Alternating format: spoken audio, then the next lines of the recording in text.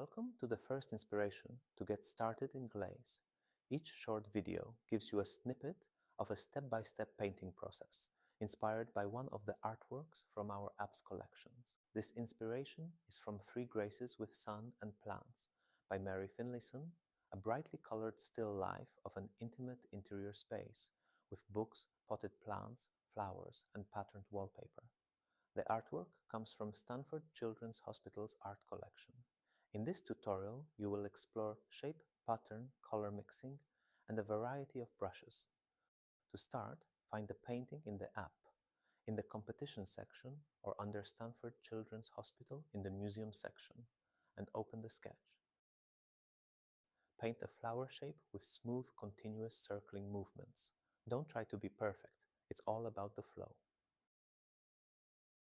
Use ultramarine blue to paint the pot, stem, and leaves. Notice how changing the stylus pressure using the Sobol medium brush can help paint teardrop-shaped leaves.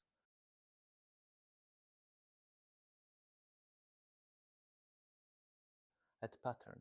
Paint white zebra stripes on the pot and add a pattern to the petals.